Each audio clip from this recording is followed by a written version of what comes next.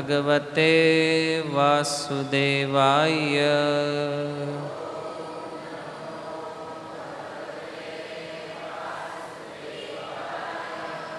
ઓમ નમો ભગવતે વાસુદેવાય.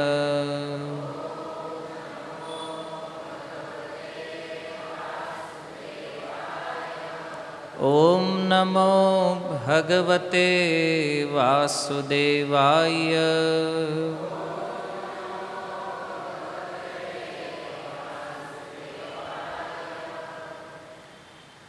હરે કૃષ્ણ.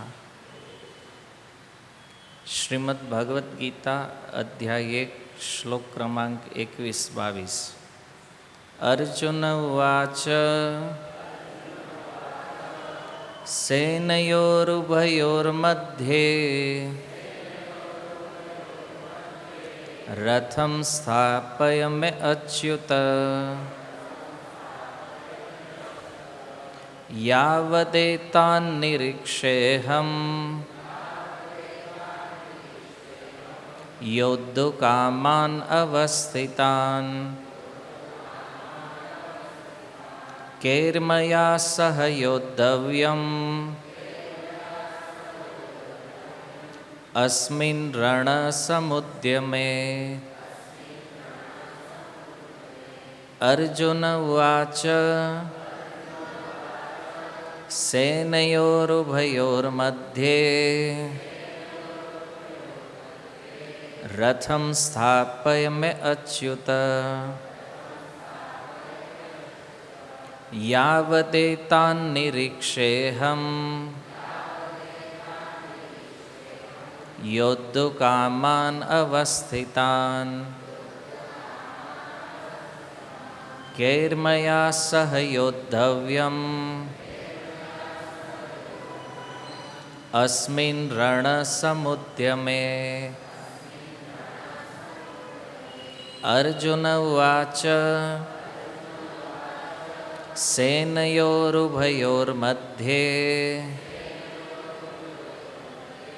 રથમ સ્થાપયમે અચ્યુત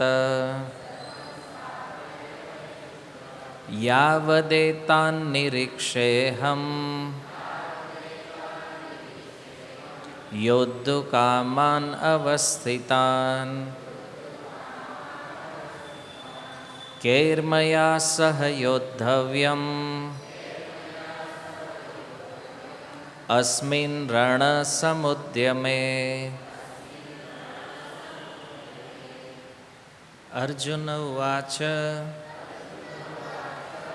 અર્જુને કહ્યું, સેનયોઃ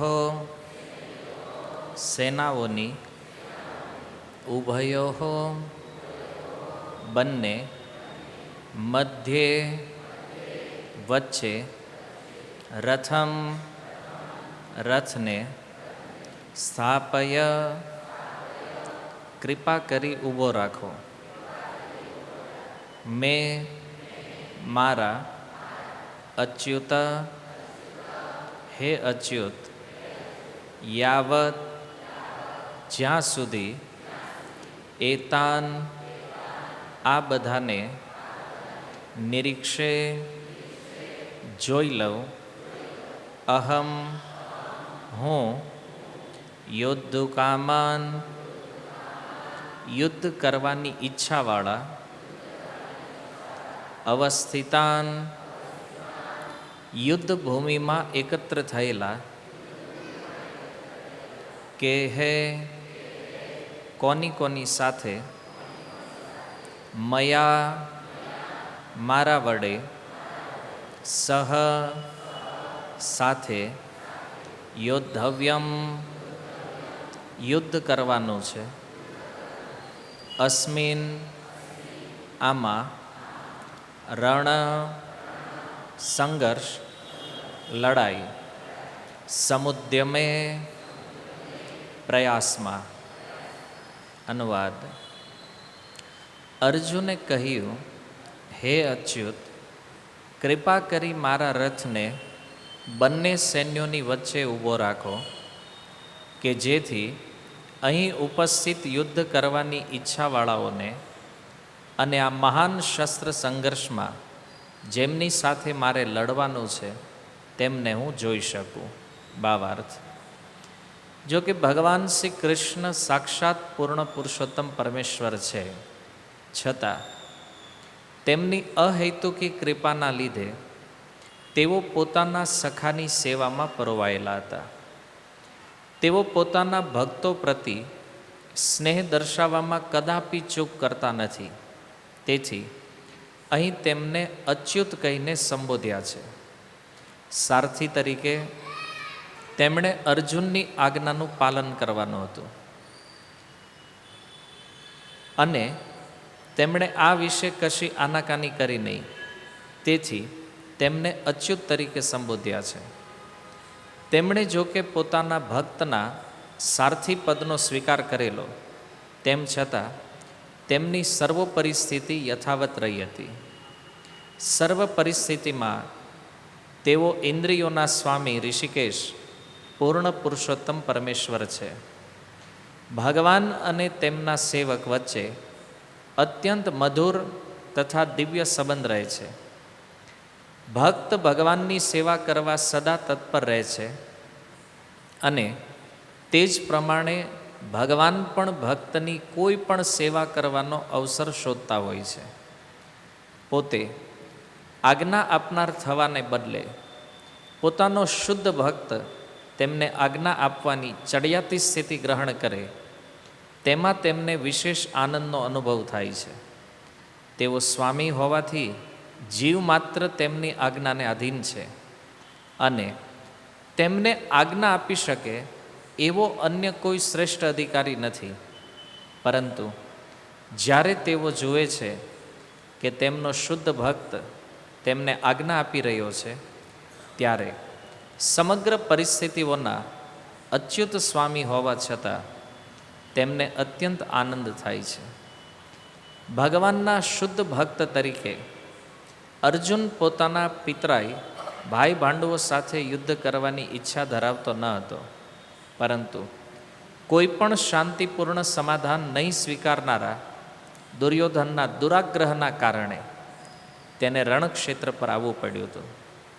અને તેથી તે એ જાણવા અત્યંત આતુર હતો કે રણ મેદાન પર કયા કયા અગ્રણી પુરુષો ઉપસ્થિત હતા.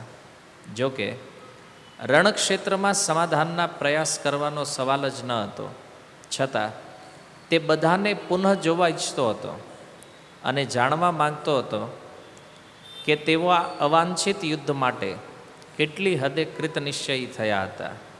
શીલ પ્રભુપાદ કી જય. સ્વાગતમ. ઉપસ્થિત સર્વ વૈષ્ણવજન શ્રોતાગણ એવં મહાનુભાવોનું.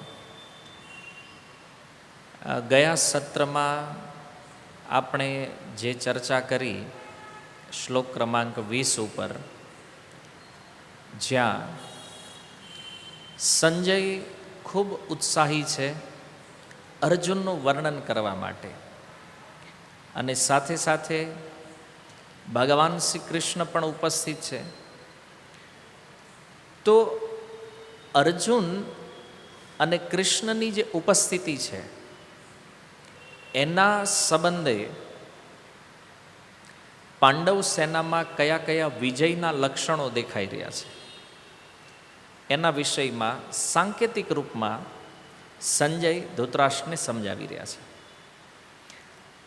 અને અંતમાં સંજય ધૃતરાષ્ટ્રને કહે છે કે હનુમાનજીના ચિહ્નથી અંકિતવાળા એ ધ્વજ ઉપર સવાર થયેલા અર્જુન ભગવાન શ્રી કૃષ્ણને કંઈક કહી રહ્યા છે. તો શું કહી રહ્યા છે એની ચર્ચા આજના શ્લોકમાં આપણે કરવાની છે. તો આજે 20 નંબર શ્લોક પછી એક અનુસંધાન આ શ્લોકનું જે છે, તો એ આપણે સમજી શકીએ કે અહીંયા સર્વપ્રથમ અર્જુન બોલવાનો પ્રારંભ કરી રહ્યા છે. પહેલી વાર અર્જુન ઉવાચ આવ્યું છે. તો આ શ્લોક કેટલો મહત્વપૂર્ણ છે તો એ આપણે સમજવાનું છે આજે, કે અર્જુનના જે વચનો ભગવાન શ્રી કૃષ્ણ પ્રતિ છે, આ વચનોની અંદર શું ભાવ સંજય ધૃતરાષ્ટ્રને સમજાવવા માગે છે અને અર્જુન પોતાની ભાવનાને વ્યક્ત કરી રહ્યા છે ભગવાન શ્રી કૃષ્ણ સમક્ષ. ઠીક યુદ્ધના પૂર્વ સમયમાં, જ્યારે યુદ્ધ પ્રારંભ થવાનો સમય છે, તો અહીંયા સંજય અને ધૃતરાષ્ટ્ર મૂળ સંવાદમાં છે. આ વાત આપણને સ્મરણમાં હોવી જોઈએ. બીજું કે ધૃતરાષ્ટ્રના પ્રશ્નનો ઉત્તર સંજય આપી રહ્યા છે, આ વાત પણ આપણને સ્મરણમાં રહેવી જોઈએ. કયા પ્રશ્નનો ઉત્તર અપાઈ રહ્યો છે એ વાતનું પણ સ્મરણ હોવું જોઈએ. અને સંજયના ભાવ શું છે, અથવા હવેથી અર્જુન અને ભગવાન શ્રી કૃષ્ણ જે સંવાદ કરવાના છે તો એની પાછળ એનો શું ભાવ છે, આની પણ આપણને ખબર હોવી જોઈએ, જો ગીતા આપણે સુવ્યવસ્થિત રૂપમાં સમજવા માગતા હોય તો અર્જુન જ્યારે જોવે છે પોતાની સામે કૌરવોની વિશાળ સેનાને, બંને પક્ષના શંખનાદ થઈ ચૂક્યા છે, વાદ્ય વાગી ચૂક્યા છે, યુદ્ધ શરૂ થવાની તૈયારી છે બિલકુલ. અને એવા સમયે અર્જુન પોતાનો ઉત્સાહ બતાવતા, પોતાનો ભાવ પ્રગટ કરતા ધનુષ હાથમાં ધારણ કરી લે છે, ગાંડી ઉઠાવે છે. તો જેવું ગાંડી ઉઠાવ્યું તો એવું લાગ્યું કે બસ હવે અર્જુન બાણ ચડાવે એટલી તૈયારી છે. પણ એ સમયે ધનુષ તો ઉઠાવી લીધું, એણે એનો ઉત્સાહ બતાવી દીધો યુદ્ધ પ્રતિ. અચ્છા, ધનુષ ઉઠાવવા પાછળનું કારણ શું છે? કોણ કોણ હતા ગયા ગુરુવારે? તો અર્જુને ધનુષ કેમ ઉઠાવ્યું છે? કૌરવોને જોઈને. સહી ઉત્તર છે. કારણ કે જ્યારે અર્જુને વિચાર્યું હશે કે જોયું હશે કે મારે કૌરવો સાથે યુદ્ધ કરવાનો સમય આવી ગયો છે, અને જેવું કૌરવોનું સ્મરણ થયું તો કૌરવો દ્વારા થયેલા અન્યાય અને અત્યાચારનું પણ અર્જુનને સ્મરણ થયું. અને કૌરવોનું સ્મરણ થતાં અર્જુને ધનુષ ઉઠાવી લીધું છે. અને એ શ્લોકની અંદર ભગવાનનું એક સંબોધન છે. શું સંબોધન આપ્યું છે ભગવાનને? 20 નંબર શ્લોકમાં આવી રીતે મને નથી લાગતું તમે ગીતા સમજી શકશો. અમારા ગુરુ મહારાજ કહેતા એમ, આગે આગે પાઠ, પીછે પીછે સપાટ. હે ને? તો આમ નહીં મેળ પડે, બધું દિમાગમાં રહેવું જોઈએ. 20 નંબર શ્લોકમાં ભગવાનને ઋષિકેશ સંબોધન આપવામાં આવ્યું છે. અચ્છા, ઋષિકેશનો અર્થ શું છે? ઇન્દ્રિયોના સ્વામી. હે ને? તો જો ભગવાન બધી ઇન્દ્રિયોના સ્વામી છે, સંસારના સમસ્ત જીવોની સમસ્ત ઇન્દ્રિયોના સ્વામી ભગવાન છે, તો કૃષ્ણ તો જાણે છે એને ધનુષ કેમ ઉઠાવ્યું છે અર્જુને, કે બસ હવે બાણ ચડાવે એટલી વાર છે. પણ ભગવાનના મનમાં એક વિચાર થયો આ સમયે. શું વિચાર થયો?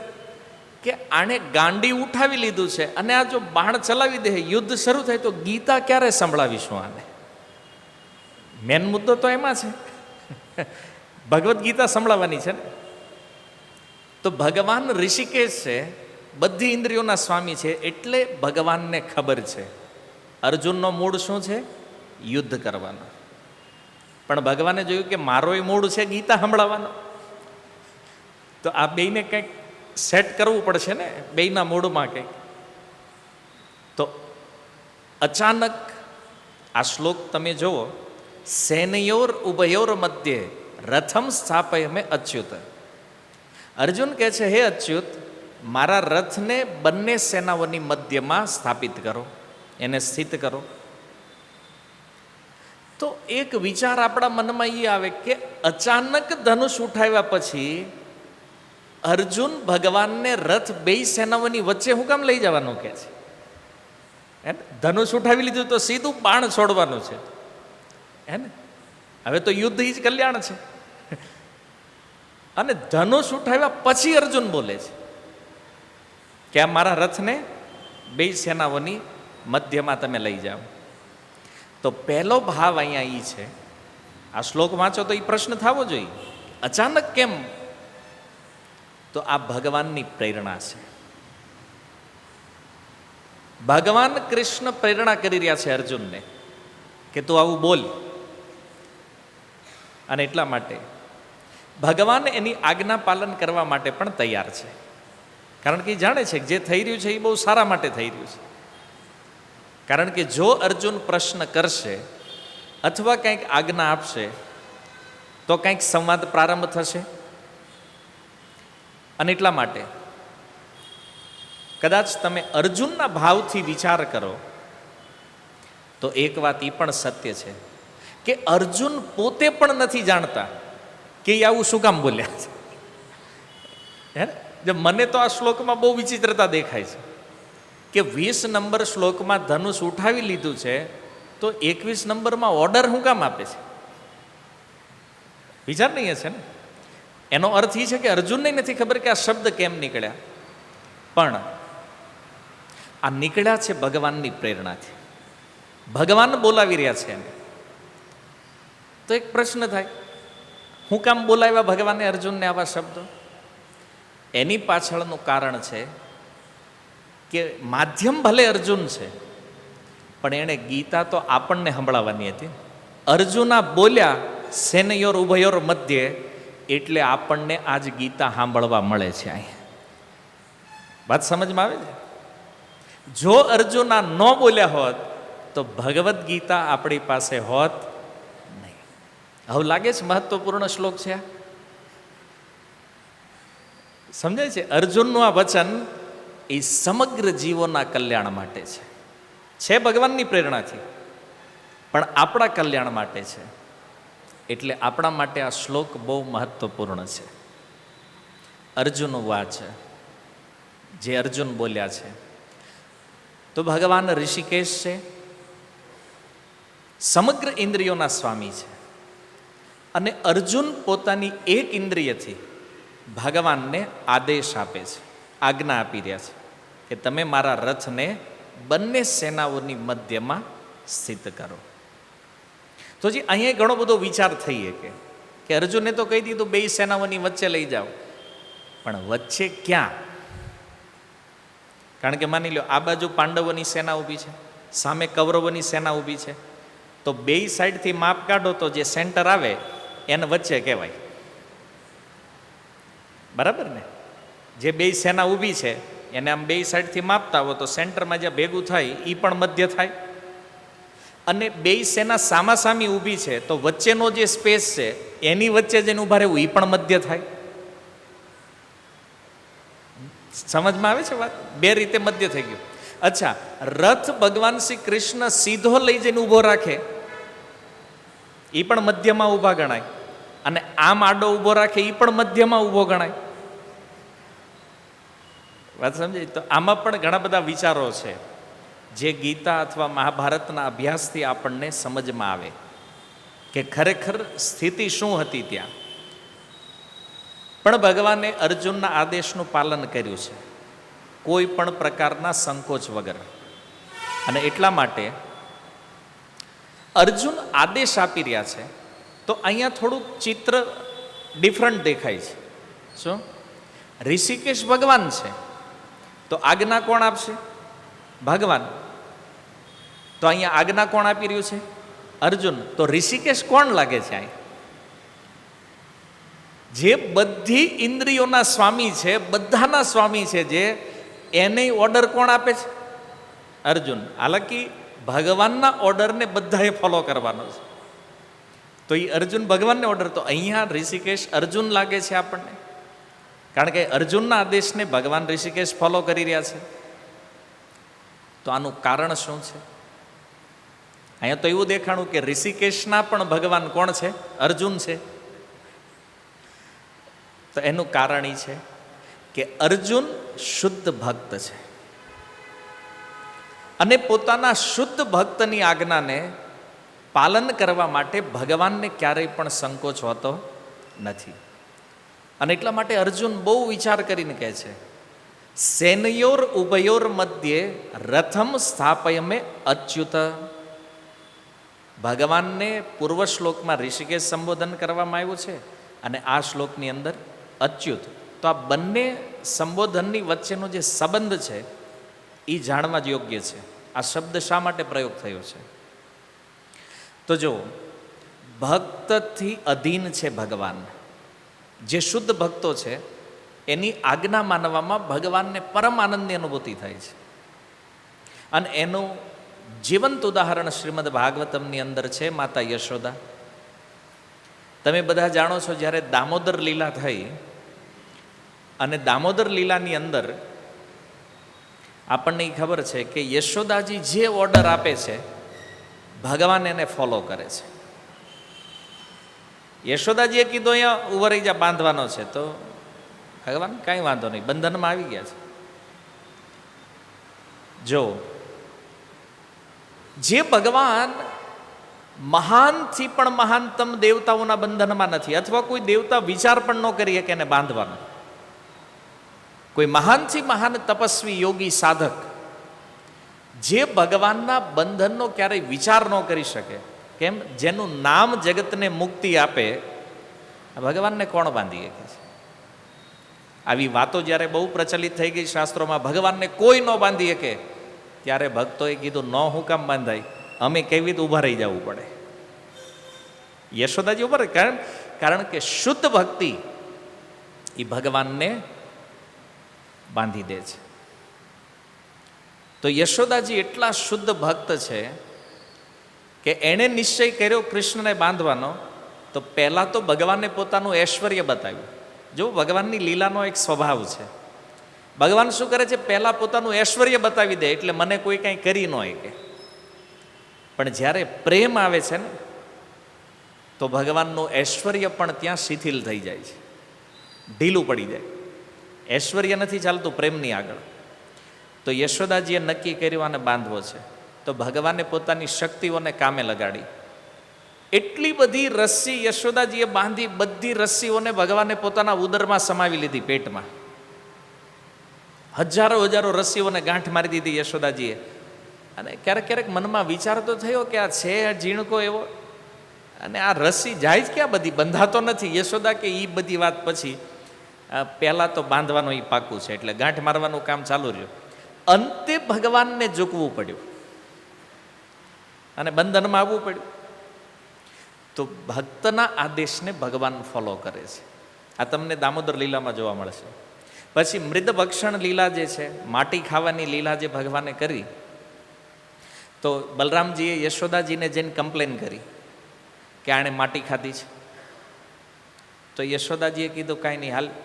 યશોદાજી બલરામજીને લઈને આવે છે હારે, એ સ્થાન ઉપર જ્યાં ભગવાન માટી ખાઈ રહ્યા છે. તો યશોદાજીએ પૂછ્યું, તે માટી ખાધી છે? તો ભગવાને કીધું નહીં, નાહમ બક્ષિત્વા નંબ સર્વે મિથ્યાભી સંશય, આ બધા ખોટા છે. તો યશોદાજી કહે છે, તું જ સાચો છો, એક કામ કર, મોઢું ખોલ. તો યશોદાજીએ ઓર્ડર કર્યો મોઢું ખોલ, તો ભગવાનને માનવો પડ્યો, મોઢું ખોલવું પડ્યું. અને એ જે લીલાનું દર્શન, વિશ્વરૂપ દર્શન પોતાના મુખની અંદર કરાવ્યું યશોદાજીને, તો જો એમાં પણ ઐશ્વર્ય પ્રગટ કરી દીધું. છતાં યશોદાજી કોઈ પ્રભાવિત નથી એના ઐશ્વર્યથી. પણ યશોદાજી આજ્ઞા કરી મોઢું ખોલ, તો અનંત બ્રહ્માંડ અધિપતિ હોવા છતાં પણ મોઢું ખોલવું પડ્યું. શ્રીમદ ભાગવતની અંદર આ લીલાઓ છે. બાકી જે આપણા આચાર્યો છે, એમણે સુંદર પોતાની ટીકાઓમાં પણ ભગવાનની લીલાઓનું વર્ણન કર્યું છે કે ક્યારેક ક્યારેક ભગવાન કૃષ્ણ જ્યારે 2 વર્ષની ઉંમર હતી, તો કોઈ ગોપીઓ પકડીને લઈ જતી એને ઘરે, અને પછી એને કામ આપી દેતી કે સામે ટેબલ પડ્યું છે ને, એ લઈને આવ્યું. તો ભગવાન જતા ટેબલ લેવા માટે, પણ ઉચકતા નહીં, આમ ખાલી અડીને વહી આવે. એ કે અડવું ને ઉપાડવું બે હરખું છે. એને ભગવાનને વિચાર કરતા આ ખાલી ટેબલ ઉપાડવાનું મારે એ કહે, હું કોણ છું, મારી વેલ્યુએશન તો જુઓ, ટેબલ મારે ગિરિરાજજી ઉઠાવવાના છે એ કે ટેબલ શું છે. હવે ભગવાનને એવું થતું આપણી ઇન્સલ્ટ થઈ રહી છે આમાં, તો આમ અડી લેતા ટેબલને ખાલી. એ કે અડી લીધું ને એટલે ઉપાડી લીધું એમ. પણ ગોપીઓની આજ્ઞા હતી તો ટેબલ સુધી પહોંચી જતા, અડીને પાછા આવી આવે. ક્યારેક ક્યારેક ગોપીઓ થોડી ઘણી માખણની લાલચ આપી દેતી, કહેતા ચાલો નાચવાનું છે, તો નાચવું પડતું, કોઈ ઓપ્શન નથી. તો જેટલા પણ શુદ્ધ ભક્તો, ખાસ કરીને જે આ ગોપીઓ છે, તો આવી બધી જે લીલાઓ છે એની અંદર તમે જુઓ તો ભગવાન ગોપીઓની આજ્ઞાનું પાલન કરી રહ્યા છે. જે ઓર્ડર કરે છે, યશોદાજી કરે, બ્રજમાં કોઈ ગોપીઓ કરે છે, ભલે લીલાઓમાં વચ્ચે વચ્ચે ઐશ્વર્ય પ્રગટ થઈ જાય, પણ ઓર્ડર ભગવાન ફોલો કરી રહ્યા છે. તો અહીંયા તમે જુઓ કે ઋષિકેશ જે સમગ્ર ઇન્દ્રિયોના સ્વામી છે અને કોઈનો ઓર્ડર માનવાની જરૂર નથી, છતાં પણ શુદ્ધ ભક્તિને વશ થઈ, એ પ્રેમને વશ થઈ અને ભગવાન પોતાના ભક્તના આદેશને સ્વીકારે છે. તો ભક્તની આજ્ઞા પાલન કરે તો ક્યારેક ક્યારેક એવું લાગે છે કે આ તો ભગવાન નથી. પણ જો અહીંયા આચાર્યગણ કહે છે કે ભક્તની આજ્ઞા પાલન કરવા છતાં પણ એ અચ્યુત છે. આ સુંદર શબ્દ અર્જુને જે પ્રયોગ કર્યો છે ભગવાન માટે, અચ્યુત. અચ્છા, અચ્યુત શબ્દનો અર્થ શું છે? અ માને નહીં, ચ્યુત એટલે પડવું.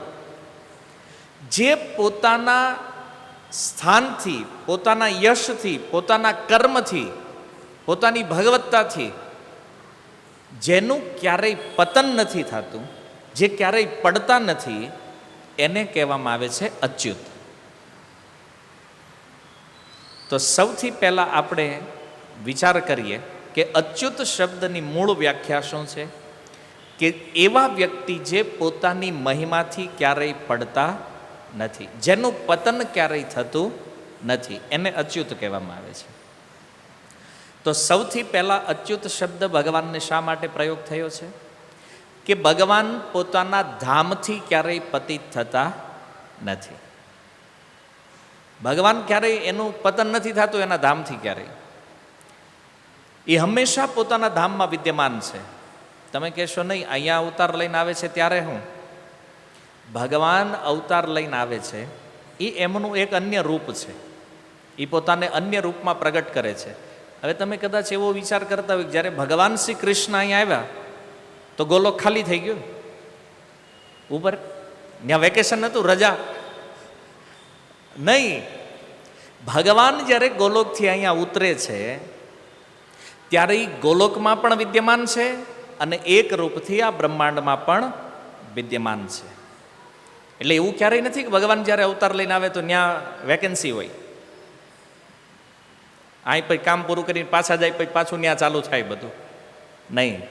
તમે એક શ્લોક સાંભળ્યો હશે કે વૃંદાવનમ પરિત્યજ્ય પાદ એકમ ન ગચ્છતિ. વૃંદાવન, ભગવાન પોતાના ગોલોક વૃંદાવનને છોડીને એક ડગલું પણ ક્યારેય બહાર જતા નથી. તો એ ભગવાન પોતાને અન્ય રૂપમાં પ્રગટ કરી, બ્રહ્માંડમાં લીલાઓ કરી અને પુનઃ પોતાના ધામમાં પાછા આવે છે. પણ બે રૂપમાં, ત્રણ રૂપમાં કે અનંત રૂપમાં પોતાને પ્રગટ કર્યા પછી પણ ભગવાન ભગવાન જ રહે છે. આ સિદ્ધાંત આપણને ખ્યાલ હોવો જોઈએ. આપણે ક્યારેક ક્યાંક વયા ગયા હોય પતન થાય, સ્વર્ગમાં ગયા હોય ત્યાંથી પતન થાય, કેટલાય રાજાઓ ઋષિઓની કથા છે. બ્રહ્મલોકમાં ગયા હોય ત્યાંથી પતન થાય, પણ ભગવાન પોતાના ધામથી ક્યારેય પડતા નથી, એનું ક્યારેય પતન થતું નથી. જીવાત્માઓનું પતન થાય, ભગવાનનું નહીં. તો આ જે શાસ્ત્રના સિદ્ધાંતો છે, આને જ્યારે આપણે સમજશું સારી રીતે ત્યારે ભગવાનના વિષયમાં આપણને ખબર પડશે કે ભગવાન અચ્યુત કેમ છે. કારણ કે એનું પતન થતું નથી, ક્યારેય પોતાના ધામનો ત્યાગ નથી કરતા, અથવા કોઈ એને ઓર્ડર પણ ના આપી શકે કે હાલો ધામ છોડીને નીકળો, તમે બહુ રહ્યા, અહીંયા હવે અમારો વારો છે. ભગવાનને કોઈ ઓર્ડર ના કરી શકે. તો એટલા માટે એમનું એક નામ અચ્યુત છે. ધ્યાનથી સમજો, પહેલું પોતાના ધામથી ક્યારેય પતિત થતા નથી. અચ્છા, બીજો ભાવ એ છે કે ભગવાનને શા માટે આપણે અચ્યુત કહીએ છીએ? તો પોતાની લીલાઓથી ક્યારેય ચ્યુત થતા નથી. કોઈ પણ લીલા કરે ભગવાન, તમે જુઓ, ક્યારેય એનું પતન નથી. આપણે શ્રીમદ ભાગવતથી પ્રારંભ કરીએ. ભગવાનની જન્મ લીલા તો જુઓ, જન્મ લેતાની સાથે જ કારાગૃહથી મુક્ત થઈને પોતે જ ગોકુળ પહોંચી ગયા, વસુદેવજીને માધ્યમ બનાવીને. તો જન્મ લેતાની સાથે કદાચ કોઈને એમ થાય કે ભગવાન તો નાના એવા છે, આને કંઈક કરી નાખે કોક આમ તેમ, તો નહીં. એ જન્મ લે ત્યારે પણ ભગવાન છે. ત્યારબાદ જ્યારે 6 દિવસ વ્યતીત થયા તો પૂતના આવી, અને પૂતનાએ આવી અને ભગવાનને મારવાનો પ્રયાસ કર્યો. પોતાના સ્તન ઉપર કાલકૂટ વિષ લગાડીને આવી. પૂતનાને એમ હતું 6 દિવસનો બાળક, આને મારતા કેટલી વાર મારે. અને મહારાજ કંસ આનાથી ભયભીત થઈ રહ્યા છે. એને ખબર નથી કે મારી પાસે કેટલી મોટી શક્તિ છે, આને હું હમણાં ખતમ કરી નાખું. પણ જો એ 6 દિવસના ભગવાને પોતાના હોઠથી પૂતનાના પ્રાણને ખેંચી લીધા. તો ભગવાન ભગવાન છે, ભલે 6 દિવસના હોય, એ જન્મ લે છે ત્યારે પણ ભગવાન છે. એની શક્તિ સચ્ચિત આનંદ સ્વરૂપ સ્થિત છે. અને આ પૂતના જ્યારે મારવા માટે આવી, ભગવાન 6 દિવસના છે, પૂતનાની સાઈઝ કેટલી છે? 18 માઇલ. આટલું વિશાળ શરીર, અને 6 દિવસના ભગવાન એના પ્રાણ ખેંચી લે. જોઉં છો તો પૂતના જેવા રાક્ષસો, અસુરો જે છે, એ બ્રહ્મા છે કે કેવી રીતે આ મને મારી શકે, કારણ કે એને એના બળ ઉપર અહંકાર છે.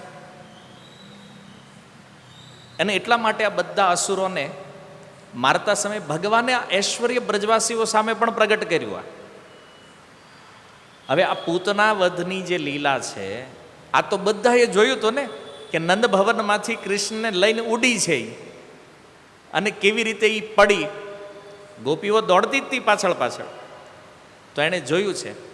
છતાં એ ભાવમાં નથી બ્રજવાસીઓ કે આ ભગવાન છે. બતાવ્યું ઐશ્વર્ય. જેટલા પણ અસુરોના વધ થયા આગળ ઉપર જુઓ તમે, બકાસુર. હવે બકાસુર જ્યારે આવ્યો તો કૃષ્ણના જે સખાઓ હતા ને, એણે પૂછ્યું, એ આવડો મોટો બગલો એ કે ક્યારેય જોયો નથી કે, અને બગલો આવડો હોય નહીં. બધા ઓલા જે ગોપ સખા હતા ને આજુબાજુમાં વિચાર કરતા, આવડો મોટો બગલો. તો ભગવાન કૃષ્ણ એના મોઢામાં હાથ નાખ્યો, મુઠ્ઠી વાળી, તો એનો શ્વાસ રૂંધાઈ ગયો. બકાસુરનો વધ કરી દીધો ભગવાને. તો એ ગોપ સખાઓની અંદર એ ભાવ નથી. જો એની સામે આ લીલા થઈ છે, છતાં એ માનતા નથી કે કૃષ્ણ ભગવાન છે. પણ ભગવાન ભગવાન છે. પછી અઘાસુર એક અજગરના રૂપમાં આવ્યો, એનો પણ ભગવાને વધ કર્યો. તો આ જેટલા જેટલા અસુરો આવ્યા, એ અસુર વધની લીલાઓ આપણે જ્યારે જોઈએ છીએ તો એક વાત આપણને ક્લિયર સમજાય છે કે એવું નથી કે ભગવાન ખાલી લીલાઓ કરી રહ્યા છે. માની લો આ બધાને ન માર્યા હોત ભગવાને, ખાલી રાસ લીલા કરી હોત, ગાયું ચારવાની લીલા કરી હોત, તો કદાચ આપણે એને ભગવાન ન માને, તો કે આનું કામ શું છે ભાઈ, અહીં આવીને કર્યું શું એણે? પણ ભગવાને આ બધી લીલાઓમાં પોતાનું ઐશ્વર્ય પ્રગટ કર્યું છે. લીલાઓની વચ્ચે ઐશ્વર્ય બતાવે. શું કામ? આપણને ખબર પડે કે આ ભગવાન છે. એટલા માટે બ્રજવાસીને સમજવાની જરૂર નથી, કારણ કે ઓલરેડી શુદ્ધ ભક્તિના સ્તરે છે, ઓલરેડી ભગવાનમાં એનો પ્રેમ છે. પણ આપણને સમજાય કે હા, આટલા મોટા અસુરોને વધ કરી શકે તો આ નિશ્ચિત રૂપમાં ભગવાન છે. બકાસુર, અઘાસુર, પૂતના, આ બધાનો વધ કર્યો તો સમજાય. એ ઐશ્વર્ય બતાવ્યું ભગવાને આપણને, એટલે આપણે એની કથા કરી રહ્યા છીએ અત્યારે કે નહીં, આ ઈશ્વર છે. અને જો ગોવર્ધન લીલા, એ પર્વતને ધારણ કર્યો. આ તો કોઈ પણને માનવું પડે કે આ ભગવાન છે. આ એક એવી અદ્ભુત લીલા છે કે એમાં એકવાર તો બ્રજવાસીઓને એમ થઈ ગયું, નહીં, આ જ સાક્ષાત નારાયણ છે. મીટિંગે થયેલી ગિરિરાજ લીલા પછી નંદ બાબાને કીધું, અમને લાગે છે કે તમારો આ પુત્ર જે છે એ નારાયણ છે સાક્ષાત. એ કે આવો ગર્ગાચાર્ય આવ્યાથી કહેતા હતા નારાયણ જેવો છે બળમાં, પણ એ નારાયણ નથી. હે ને? બોલો, 7 દિવસ પર્વતને ધારણ કર્યો એક આંગળી ઉપર, નખ ઉપર, તોય કોઈ બ્રજવાસી માનવા તૈયાર નથી આ ભગવાન. નંદ મહારાજે ખાલી એટલું કહી દીધું કે ગર્ગાચાર્ય જેવી ભવિષ્યવાણી કરી હતી કે આ બળમાં નારાયણની સમાન છે, તો બધા બ્રજવાસીઓ માની લો કે હા આ શક્તિશાળી છે, પણ આ નારાયણ તો નથી. સમજે? જો કેટલી અદ્ભુત લીલા છે ભગવાનની. બ્રજવાસીઓમાં એ ઐશ્વર્યનો પ્રભાવ નથી, કારણ કે પ્રેમ ચરમસીમા ઉપર છે અને એટલા માટે ત્યાં ઐશ્વર્ય શિથિલ છે. પણ આ લીલાઓના ઐશ્વર્ય દ્વારા ભગવાન આપણને બતાવવા માંગે છે કે મારું ઐશ્વર્ય આ છે, જોવો તમે. હું કોઈ પણ સ્થિતિમાં, ભગવાન 2 વર્ષના હોય, 3 વર્ષના હોય, 5 વર્ષ, 7 વર્ષ, આ ભૌતિક જગતની જે ઉંમર છે, અને એમાં આવી લીલા, આટલા વિશાળ પર્વતને ધારણ કર્યો ત્યારે ભગવાનની ઉંમર હતી 7 વર્ષ. હવે 7 વર્ષનો કોઈ બાળક આ કાર્ય કરે તો માનશે કે નહીં લોકો કે આ ભગવાન છે? અને વિશ્વરૂપ દર્શન યશોદાજીને એના મુખમાં, હમણાં માટી ભક્ષણ લીલાની જે વાત આપણે કરી, તો મુખમાં વિશ્વરૂપ બતાવ્યું છતાં યશોદાજી ઉપર કોઈ પ્રભાવ નથી એનો. પણ જો એ વાત તો છે ને કે ત્યાં પણ ભગવાન તો ભગવાન, જે પોતાનું મુખ ખોલે અને અંદર વિશ્વરૂપ દર્શન કરાવીએ કે તો આ ઈશ્વર છે કે નથી? આ ભગવાન છે.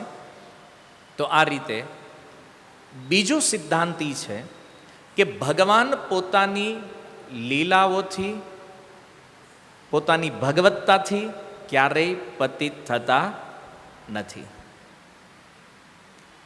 એવું નથી કે એ કોઈ પણ રૂપ લઈ લે. માની લો ભગવાન મત્સ્ય અવતાર લઈને આવ્યા, કોઈ જોવે કે ભગવાન માછલીના રૂપમાં છે, પણ એ માછલી પણ અદ્ભુત કર્મ કરે છે, એવા દિવ્ય કર્મો કરે છે, એવા જેનાથી સમજાય. આમ તો માછલીને જોઈએ ને તો આપણને આમ ગમે નહીં બહુ, પણ ભગવાન જ્યારે મત્સ્ય અવતાર લઈને આવે છે તો એ મત્સ્ય અવતારની આપણે પૂજા કરીએ છીએ. ભગવાન કાચબા કુર્મ અવતાર જ્યારે લે છે, તો આવા બધા અવતારો લેવાથી એવું, અરે ભગવાન તો કાચબો, એક અવતાર તો ભગવાને વરાહ અવતાર લીધો છે, શુકર ડુકરમાં અવતાર લીધો ભગવાને. તો કોઈ એમ કહીએ કે નહીં કે હારું શુકર બન્યા તો હવે તો એ ભગવાન ગંદા થઈ ગયા, કે ભગવાન ભગવાન નથી. કેમ? કારણ કે શુકર તો કાદવમાં જ રહે ને, અને જવાનું હતું કાદવમાં, એટલે ભગવાને એ અવતાર લીધો. તો એ ક્યારેક માછલી બને, ક્યારેક શુકર બને, ક્યારેક કુર્મ બને, કોઈ પણ યોનિમાં જન્મ લઈ લે ત્યાં ભગવાન ભગવાન રહે છે. તો જો મત્સ્ય અવતાર લઈને ભગવાને વેદોની રક્ષા કરી, સત્યવ્રત મહારાજની રક્ષા કરી. કુર્મ અવતાર લઈ ભગવાને સમુદ્ર મંથન મંદરાચલને ધારણ કર્યો. તો આવા જે દિવ્ય કર્મો છે એનાથી સમજી શકાય કે આ કોઈ સામાન્ય પશુ કે પક્ષી નથી, સ્વયં ભગવાન છે. તો આ રીતે આપણે આ સિદ્ધાંતને સમજવો જોઈએ કે ભગવાન પોતાની ભગવત્તાથી ક્યારેય ચ્યુત થતા નથી. અને આ જે કાંઈ ઐશ્વર્ય એની લીલાઓમાં પ્રગટ કરે છે એ આપણને બતાવવા માટે છે. કારણ કે ભગવાનની લીલા એવી છે કે જેનાથી બ્રહ્માજી જેવા દેવતાઓ પણ ભ્રમિત થઈ જાય છે. તો આપણી જેવા સામાન્ય વ્યક્તિ આ લીલાઓમાં ભ્રમિત ન થાય એટલા માટે ભગવાન આવી દિવ્ય લીલાઓ કરે છે. ઓર એક સિદ્ધાંત છે કે ભગવાન પોતાની આકર્ષણ શક્તિથી ક્યારેય ચ્યુત થતા નથી. હવે એ તો તમે સારી રીતે સમજો છો કે એક વાર કોઈ ભગવાનને જોઈ લે એ એનાથી એટ્રેક્ટ થયા વગર રહેતો નથી. ભગવાનમાં એ શક્તિ છે બધાને પોતાની બાજુ આકર્ષિત કરવાની, અને એટલા માટે એનું એક નામ કૃષ્ણ છે. સર્વ આકર્ષક ઇતિ કૃષ્ણ, જે બધાને પોતાની બાજુ એટ્રેક્ટ કરી શકે છે એને કૃષ્ણ કહેવામાં આવે છે. તો જે કૃષ્ણને જોઈ લેતા એવી ઘણી બધી લીલાઓ શાસ્ત્રોમાં છે જ્યાં ભગવાનનું એકવાર દર્શન થઈ જાય તો લોકો મોહિત થઈ જાય. જો ભગવાન કૃષ્ણ જ્યારે મથુરા ગયા તો મથુરા ફરવા માટે નીકળ્યા હતા, તો ભગવાનના એ દિવ્ય રૂપને જોઈને બધા લોકો એનાથી એટ્રેક્ટ થઈ ગયા. કોઈ એવું નથી જે કૃષ્ણથી આકર્ષિત ન થઈ શકે, એટલે એનું નામ છે કૃષ્ણ, સર્વાકર્ષક, જે બધાને આકર્ષિત કરી શકે છે. તો એ જે આકર્ષણ શક્તિ છે, તો એવું નથી કે હાલો પહેલા ભગવાન બધાને આકર્ષિત કરતા હતા 5000 વર્ષ પહેલાં, હવે નથી કરતા. આજે પણ એટલું જ એટ્રેક્શન છે અને ફ્યુચરમાં પણ એટલું, હંમેશા માટે એટલું જ એટ્રેક્શન રહેવાનું છે કૃષ્ણમાં. તમે જો આ સંસારમાં ક્યારેક ક્યારેક આકર્ષણ ખતમ થઈ જાય. માની લો કોઈ વ્યક્તિ બહુ સુંદર હોય, આમ બધાને બહુ ગમતા હોય, પણ અમુક સમય જાય એટલે પછી સુંદરતા આકર્ષણ કરે એવી રહે નહીં. રહે થોડી ઘણી, પણ આમ એટ્રેક્શન કરીએ કે એવી ન રહે. પછી થોડાક હાથે કરીને સુંદર દેખાવાની ટ્રાય કરવી પડે, પણ તો એ પછી ડુપ્લિકેટ કેટલા દિવસ હાલે. સમય જતા તો બધું આકર્ષણ મંદ પડી જાય. પણ જુઓ, ભગવાન શ્રી કૃષ્ણનું આકર્ષણ એવું છે, અનંત અનંત યુગો સુધી, અનંત સમય સુધી એ હંમેશા માટે એવા જ એટ્રેક્ટિવ છે. અને એટલા માટે લોકો એને કૃષ્ણ કહે છે. શબ્દથી પણ આકર્ષિત કરે છે અને રૂપથી પણ આકર્ષિત કરે છે. આજે તમે જુઓ, કોઈ પણ સ્વરૂપ કોઈને બતાવો કે સૌથી વધારે સ્વરૂપ ભગવાનનું કયું જોવું ગમે છે, તો એ કૃષ્ણ છે. અવતાર ઘણા બધા છે ભગવાનના, પણ જેમાં પ્રેમ જે છે એ અદ્ભુત છે કૃષ્ણનો. આમ તો બધા ભક્તની પોતપોતાના ઉપાસ્ય ઈષ્ટમાં એટલું જ આકર્ષણ હોય, જેમ કે હનુમાનજીને રામમાં છે, એને એ બીજા સ્વરૂપમાં નહીં, પણ એમાં પણ આ ગુણ છે કે ભગવાન બધાને પોતાની બાજુ આકર્ષિત કરે. જેમ લોખંડને ચુંબકનું આકર્ષણ છે, ચુંબક સંસારના કોઈ પણ લોખંડને આકર્ષિત કરી શકે, એમ ભગવાન સંસારના કોઈ પણ જીવને આકર્ષિત કરી શકે.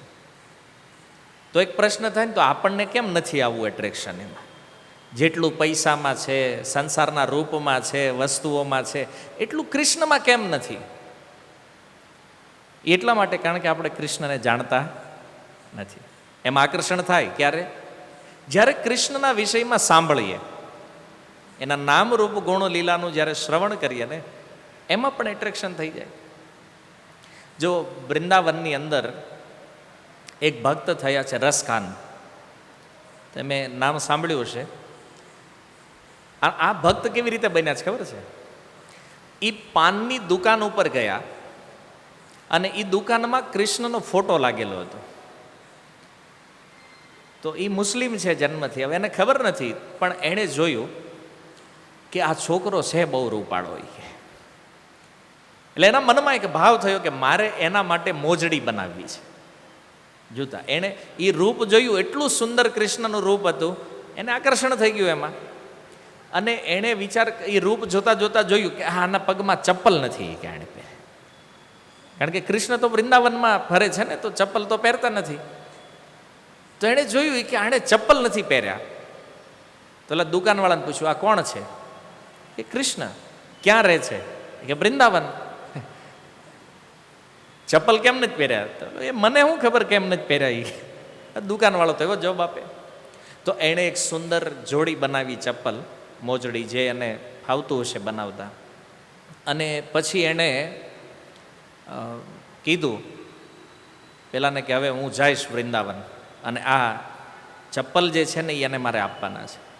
તો ચપ્પલ લઈને પહોંચી ગયા વૃંદાવન અને બધાને પૂછે, એટલે ભાઈ ફોટો લઈ લીધેલો, એને પૂછ્યું બધાને, આ છોકરો ક્યાં મળે?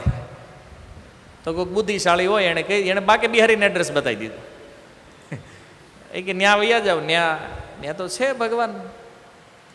તો જુઓ, આવી રીતે હવે તમે સીધું છે વૃંદાવનમાં જઈને કોઈને પૂછો કૃષ્ણ ક્યાં મળશે, તો એમ થોડી ને કોઈ કેવી રીતે એડ્રેસ આપે કોઈ એનું? તો બિચારાએ શોધતા શોધતા ઘણો સમય વ્યતીત થઈ ગયો વૃંદાવનમાં. અને એક દિવસ વનની અંદર, નિર્જન વનમાં કોઈ નથી, અને ત્યાં એને ભગવાન કૃષ્ણ મળી ગયા. સાક્ષાત બાળ રૂપમાં જ્યારે ભગવાન આવ્યા, તો રસખાનજીએ જોયું કે ઓલો ફોટામાં હતો ને એ જ છે આ. એને ચપ્પલ પહેરાવ્યા ભગવાનને, અને પછી એની અંદર જે, હવે જો સાક્ષાત ભગવાનનું દર્શન થઈ ગયું છે, તો પછી એને કેટલી શુદ્ધ ભક્તિ જાગૃત થઈ હશે.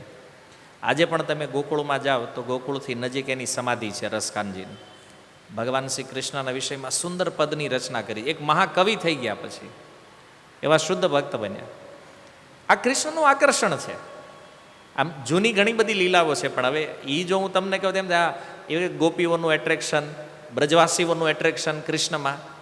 અરે ત્યાં સુધી કે વૃંદાવનના વૃક્ષ, હરણ, ગાય, વાછરડા, મધુમક્ખી, આ બધાને કૃષ્ણ એટ્રેક્ટ કરે છે. ન કેવલ મનુષ્યની વાત છે, વૃંદાવનની હરેક વસ્તુ જે સજીવ છે એ કૃષ્ણથી આકર્ષિત છે. એવું આ કૃષ્ણનું આકર્ષણ છે. રસકાનજીએ ખાલી ફોટો જોઈ લીધો તો એટ્રેક્શન થઈ ગયું, આપણે નથી થયું. કેટલી ગડબડ છે અંદર એ વિચાર કરો. આપણે પ્રોબ્લેમ આપણી બાજુથી છે એને, કારણ કે આપણું મન સંસારના કચરામાં એવું અટવાણેલું છે કે કૃષ્ણ પણ આપણને આકર્ષિત નથી કરી શકતા. એટલા માટે આચાર્ય કીધું શ્રવણમ આ પહેલું મુખ્ય પાસું છે જ્યાં કોઈ વ્યક્તિને ભગવાનમાં આકર્ષણ થઈ શકે. જો સાંભળે છે કૃષ્ણના વિષયમાં તો આકર્ષણ શક્તિથી કૃષ્ણ ક્યારેય ચ્યુત થતા નથી. આપણે બહુ અભિમાન કરવા જેવું નથી. કેમ કે આ બધું રૂપ એક દિવસ ખતમ થઈ જવાનું છે. છેલ્લે સ્મશાનમાં તો જોવા જેવાય નથી રહેતા, પછી તો રાખ થવાનું છે ભાઈ. એટલે આ રૂપની વેલ્યુ નથી. અસલી રૂપ જે છે એ ભગવાન કૃષ્ણનું રૂપ છે.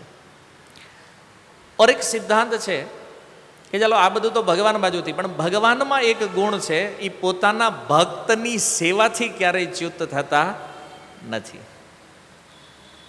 ભક્તની સેવા કરવાનું આવે અને કૃષ્ણ લેટ પહોંચ્યા હોય એવો દાખલો નથી ક્યારેય.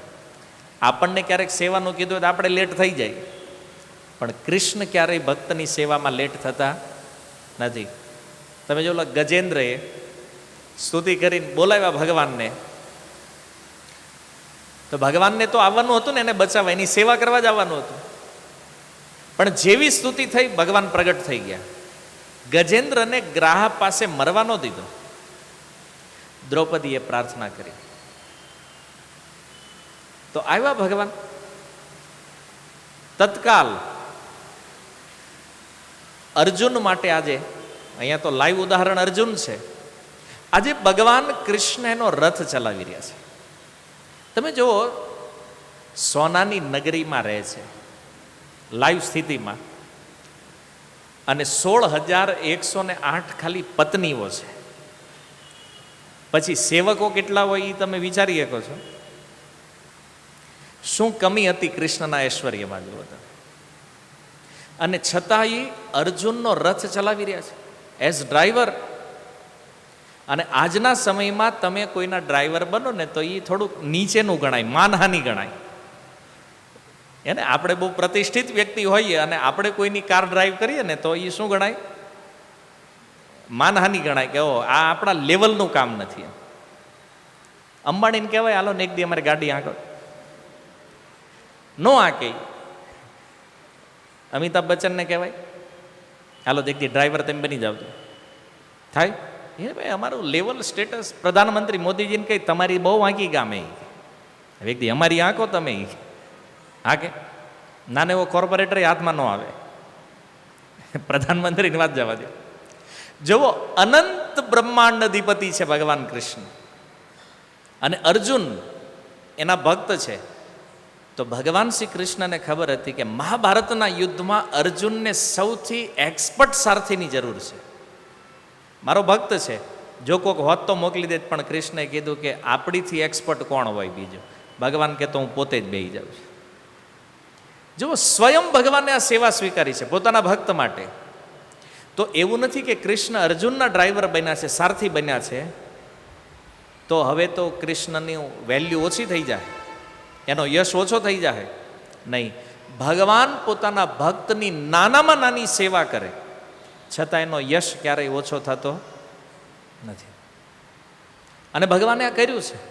કેટલાય ભક્તોના ઘરે પાણી ભર્યું છે.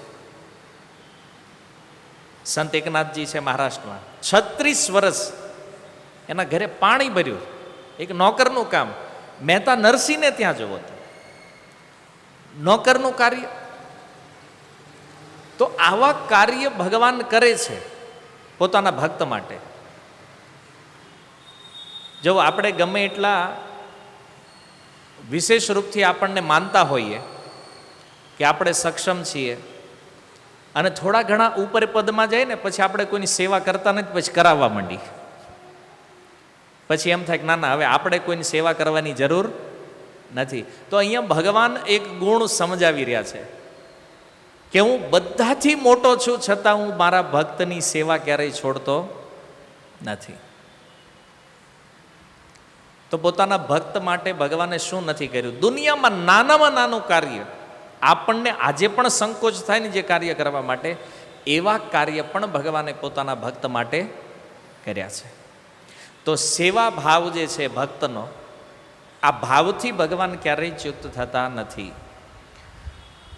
આગળ ઉપર એક ભાવ છે, ભક્તની રક્ષા કરવાથી ક્યારેય ચ્યુત થતા નથી ભગવાન. તો જુઓ, જ્યારે જ્યારે પણ કોઈ ભક્ત સંકટમાં હોય અને ભગવાનને બોલાવે, તો એમાં પણ આ બંને ઉદાહરણ તમે લઈ શકો, દ્રૌપદી અને ગજેન્દ્ર.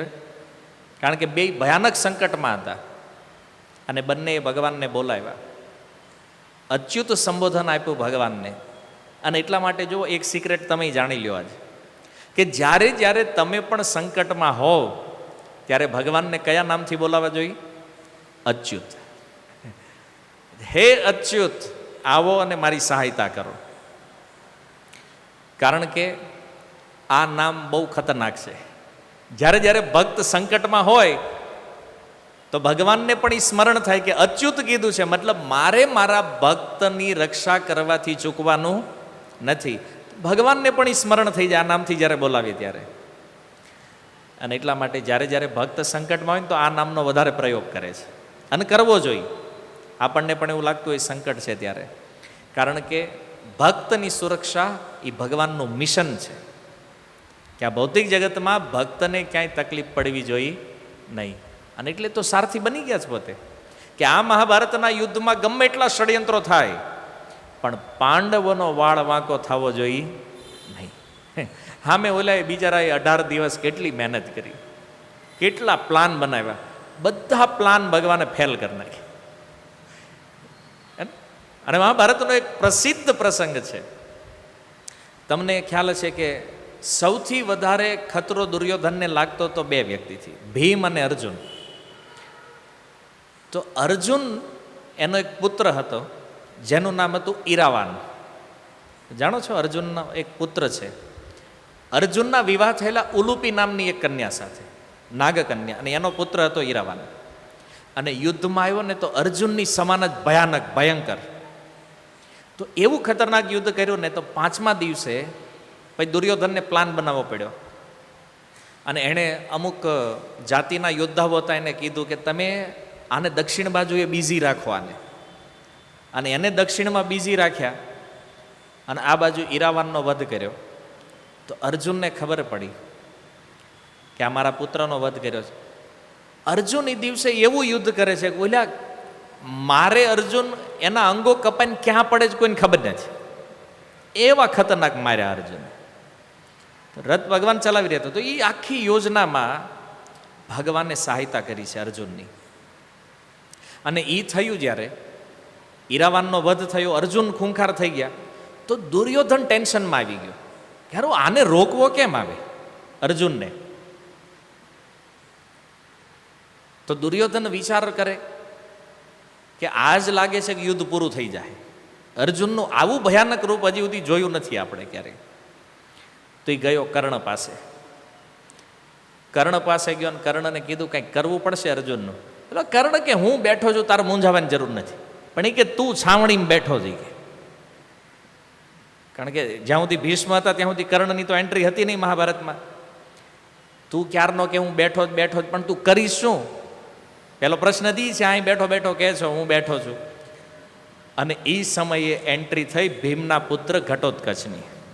કારણ કે પાંડવો લાવ્યા પછી કે આ પતાવી જ દેવું છે. તો ભીમ અને ઘટોત્કચ બાપ દીકરો બેય ભયાનક.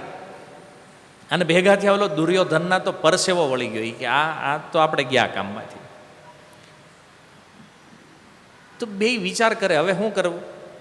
એટલે દુર્યોધનને યાદ આવ્યું કે કર્ણ પાસે એક શક્તિ છે. તેણે કીધું કે તું એ શક્તિનો પ્રયોગ કરે આની ઉપર. કર્ણ કે નહીં, એ અર્જુન માટે રાખી છે મેં. એનો પ્રયોગ અર્જુન ઉપર, કારણ કે એ અમોઘ છે, જેની ઉપર બાણ હાલ્યો ને એ ગયો કામમાંથી. દુર્યોધન કે તું આની ઉપર કર, નકર આપણે જ નહીં રહી લડવી એવાય. કે આ આજ પતાવી દે બધું, એ કે બાપ દીકરો જો બે. તો દુર્યોધને શું કર્યું, 10,000 યોદ્ધાઓ રેડી કર્યા અને એને કીધું ભીમ સામે યુદ્ધ કરો તમે. તો ભીમને રોકી દીધા, એ 10,000 યોદ્ધા યુદ્ધ કરો. એટલે ઘટોત્કચ એકલો આગળ વધ્યો અને આ બાજુ 10,000 યોદ્ધાઓને ભીમે માર્યા. તે દુર્યોધનને એમ કે હું થાકી ગયો છે ભીમ. આવ્યો દુર્યોધન ભીમ સામે, ભીમને લલકાર્યો યુદ્ધ માટે અને ભીમે એવો માર્યો દુર્યોધનને, હે ને આપણી ભાષામાં કહીને મારી મારીને ભૂત બનાવી દીધો.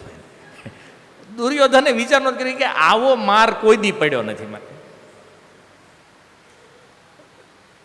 અને પછી દુર્યોધને કીધું કર્ણને તારે કાંઈક કરવું પડશે. કેમ? એ કે આને અટકાવવું મુશ્કેલ છે, આના બે થાય ને હાંજ સુધીમાં સેના પૂરી કરી નાખશે કે આપણી. પછી તું ક્યાં પ્રયોગ કરવા જાય છે આ શક્તિનો? એ કે તો કર્ણ કે કાંઈ વાંધો નહીં, હવે દુર્યોધન કહે છે તો શું કરવું? એ કે ચલાવ્યું બાણ, ઘટોત્કચનો વધ થયો.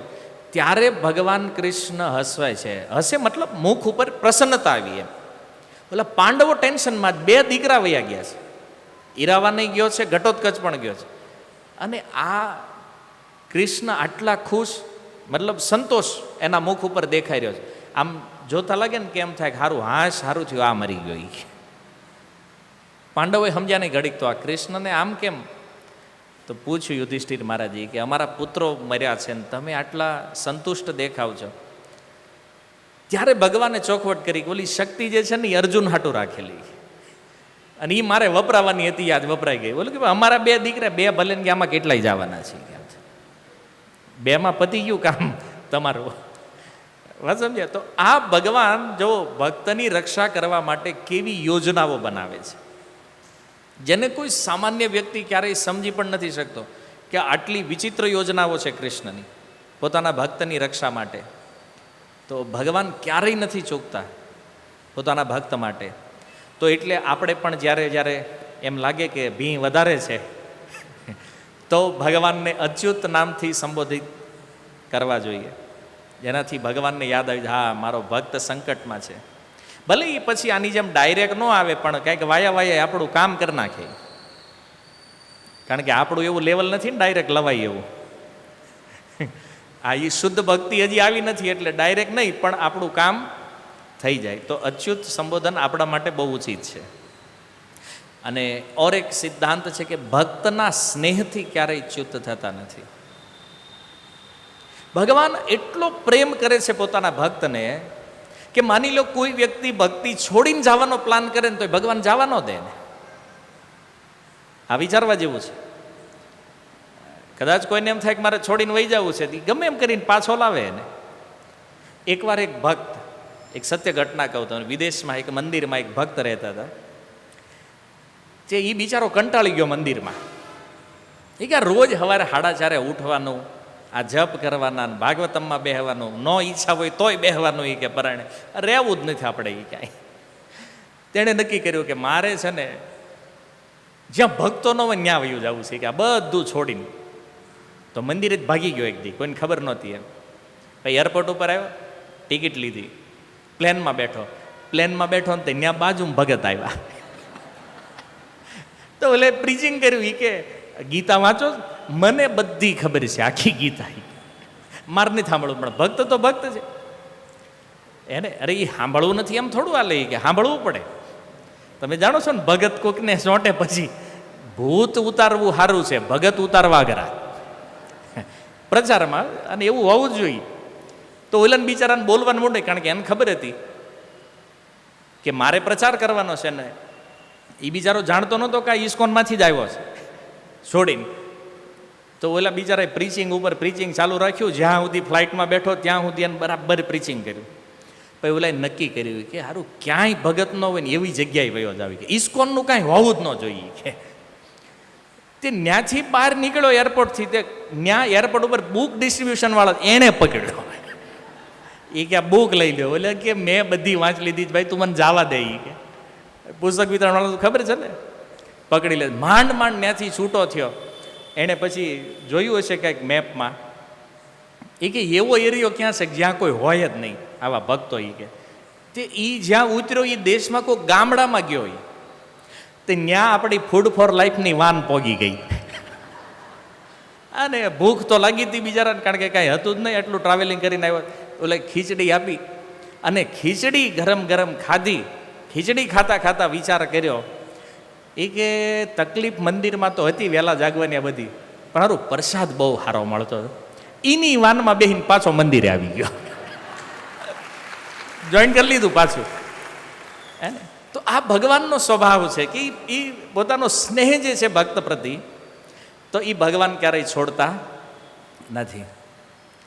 અને એટલા માટે ચૈતન્ય ચરિતામૃતમાં એક વાત છે, મહાપ્રભુ કે મુરારી ગુપ્તના પ્રસંગમાં એણે કીધું કોઈ ભક્ત કદાચ છોડીને જવાનો વિચાર કરે ને તોય ભગવાન એની ચોટી પકડીને પાછો લાવે છે. આપણે ભક્તો શીખા એટલે રાખવી, જો કામ ક્યારેક આડાવડા વહી ગયા હોય ને તો પકડીને પણ લાવે ભગવાન, કે અહીં વહી આવ્યું પાછું, દૂર જવાની જરૂર નથી. તો જો માયાવાદી લોકો જે છે એ મુંડન રાખે, હાવ સપાટ કરી નાખે, તો ભગવાનને પકડવો જ કેમ પકડે એને ભાઈ? એટલે શીખા રાખવી જરૂરી છે. મુંડન કરી નાખવાનું વાંધો નહીં, પણ ચોટલી હોય જ પકડવા થાય ક્યારેક. તમે જો નદીમાં કોઈ ડૂબતો હોય તો એને બહાર કાઢવો હોય તો જે કુશળ તરવૈયો હોય ને જાણતો હોય, કારણ કેમ બહાર કઢાય, વાળ પકડી લે ને પછી વાંધો નહીં, વાળ પકડીને આઘો રાખે એટલે એ આપણને ન પકડી શકે, તારવો હોય તો. નકર બચાવવા ગયો હોય તેને પકડી લે, તેને ડૂબાડે. તો તમને ક્યારેક એમ થાય કોઈ ડૂબતું હોય ને તારવો દે, વાળ પકડી લેવાના સીધા, અને પાણીમાં એટલે વજન ન લાગે. તો એ શીખા બહુ કામની વસ્તુ છે. માનો કોકની ચોટલી હાથમાં આવી જાય તો બહાર ખેંચી શકાય ને, શીખા બહુ કામ કરે છે. એટલે એ કે ભક્તોએ શીખા રાખવી જોઈએ, હાવ મુંડન નહીં, 100%. એને તો થોડીક તકલીફ છે મુંડનવાળાને, હાવ જે છે એને, પણ શીખાવાળા ફાયદામાં છે. બરાબર. તો ભગવાન આ રીતે પોતાના ભક્તને સ્નેહ કરે છે, પ્રેમ કરે છે. તો મૂળ વાત અહીંયા એ છે કે ભગવાન કૃષ્ણ ભલે અર્જુનના સારથી બન્યા છે, અર્જુનની આજ્ઞા માની રહ્યા છે, છતાં પણ એ અચ્યુત છે. ભગવાન ભગવાન છે, કોઈ પણ સ્થિતિમાં ભગવાન પોતાની ભગવત્તાથી ક્યારેય પડતા નથી. આ વાત આપણા માઇન્ડમાં ક્લિયર રહેવી જોઈએ. કોઈ પણ કામ કરી શકે, ચાહે રાજસૂય સભાની અંદર એ જૂઠા પત્તર પણ ઉઠાવતા હોય તો પણ ભગવાન ભગવાન છે. એટલે આનથી નીચેની સેવા કાંઈ ન હોય ને બીજી, આ કરી લીધી છે ભગવાન. વિચારો કેટલો અદ્ભુત સ્વભાવ છે ભગવાનનો. અહીંયા અર્જુન એક વિશેષ શબ્દ પ્રયોગ કરી રહ્યા છે, નિરીક્ષેહમ, કે આ મારા રથને બે સેનાની વચ્ચે લઈ જાઓ. શું કામ? નિરીક્ષેહમ, મારે નિરીક્ષણ કરવું છે. તો કદાચ ભગવાન પૂછે પહેલાનો જ જોઈ આવડા, અહીં જે આવ્યા છે બધા તારા જ છે, નથી જોયા? પણ અર્જુન નિરીક્ષેહમ એટલા માટે કહે છે કે દુર્યોધન અન્યાય કરે છે અને એણે અમારી હારે અન્યાય કર્યો છે. મારે એ જોવું છે કે એ અન્યાય કરવા વાળાનું સમર્થન કરવા વાળા કોણ કોણ આવ્યા છે. કારણ કે અર્જુન એ જોશે ને કે આમાં કેટલા એવા છે કે જેની હારે લડવું ઉચિત છે અને અમુક એવાય છે કે જેની હારે લડવું ઉચિત નથી. તો અર્જુન કહે છે મારે એને જોવા છે. કોને? જે લડવા માટે અહીંયા આવ્યા છે. અને લડવામાંથી પણ કોણ? કે જે દુર્યોધનના સમર્થકો છે, કે આવા અન્યાયી અને દુષ્ટ વ્યક્તિને સમર્થન કરવાવાળા એ દુષ્ટ છે કોણ? તો એક વાત અહીંયા નિરીક્ષેહમ શબ્દથી એ પણ આપણે કલ્પના કરી શકીએ કે અર્જુનને એ ખબર નથી કે દુર્યોધનને સપોર્ટ કરવાવાળા એના આઘા આઘા બધા હગા છે. અર્જુન એ વિચાર કરે છે કે જે અહીં આવ્યા છે મેન તો આ 100 ભાઈ છે, બાકીના નાના મોટા હગાવાલા હશે, ને બાકી આને જે સપોર્ટ કરી બીજા અન્ય રાજાઓ હશે. એટલે અર્જુન કહે છે નિરીક્ષેહમ, એને જોઈ લવી કોણ કોણ આવ્યા છે. અને બીજું યોદ્ધુ કામાન અવસ્થિતાન, તો ભગવાનને કીધું મારે નિરીક્ષણ કરવું છે. કોનું? કે છે યોદ્ધુ કામાન, જે યુદ્ધની કામનાથી અહીંયા ઉપસ્થિત થયા છે. તો ભગવાન કદાચ પૂછે કે અર્જુન એ બધા યુદ્ધની કામનાથી આવ્યા, તું અહીં શું કરવા આવ્યો છે? તારી અંદર યુદ્ધની જ કામના છે ને, તું અહીં ગાંડી હાથમાં લઈને ઊભો છે. હજી ગાંડી અર્જુનના હાથમાં જ છે, આ સંવાદ થઈ રહ્યો ત્યાં. તો તું ગાંડી લઈને હાથમાં ઊભો છો, તારે યુદ્ધની કામના નથી? તો જુઓ અહીંયા એક વાત એ ક્લિયર થઈ રહી છે કે અર્જુનના મનમાં રાજ્ય પ્રાપ્ત કરવાની કોઈ ઈચ્છા નથી. એ કેવલ દુર્યોધન દ્વારા થયેલા અત્યાચાર, એ અધર્મનો નાશ કરીને ધર્મની સ્થાપના કરવા અહીંયા ઊભા છે. રાજ્યની લાલચે નથી આવ્યા. આ દુર્યોધનની હઠધર્મિતાના કારણે અર્જુનને અહીંયા આવવું પડ્યું છે. બાકી સંધિ થઈ હતી પહેલા સમજી ગયો હોત તો આને કઈ લડવાનો શોખ નહોતો. તો અર્જુને એ વિચાર કર્યો કે અમે સંધિ પ્રસ્તાવ આપ્યો, એ સંધિ પ્રસ્તાવ સ્વીકાર ન કર્યો અને તોય પાછા રેડી થઈને જે આવ્યા છે ને લડવા, એને જોવા છે મારે. શબ્દ એ યુદ્ધની કામ નથી આવ્યા છે કે હાલો લડાઈ થાય છે કે આપણે પોગી જઈએ કે નગર કે કોઈક હારો માણા હોત તો એમ કે ને ભાઈ બે ભાઈની લડાઈ છે પતાવી દો ને અંદરો અંદર વાંધો નહીં. આટલા બધા આને સપોર્ટ કરવા કેમ ભેગા થયા છે? અર્જુન કે છે યુદ્ધુ કામાન અવસ્થિતાન, એ યુદ્ધની કામનાઓ વાળાને મારે જોવા છે. અને તૃતીય લાઈનમાં કહે છે કેર્મયા સહ, મારે કોની હારે લડવાનું છે? આ એક પ્રશ્ન અર્જુનના મનમાં થયો, કોની સાથે લડવાનું છે? તો આ ભાવથી આપણે સમજી શકાય કે અર્જુન સામેના પક્ષના યોદ્ધાઓના બળ અને સામર્થ્યનું પરીક્ષણ કરવા માગે છે. કે સામે એવો તો કોઈ યોદ્ધા નથી ને જે કે મારાથી પણ શ્રેષ્ઠ હોય, જેની હારે મારે લડવાનું છે. અને હોય ગુરુ દ્રોણ છે, ભીષ્મ છે, અર્જુનથી પણ વિશેષ યોદ્ધાઓ છે.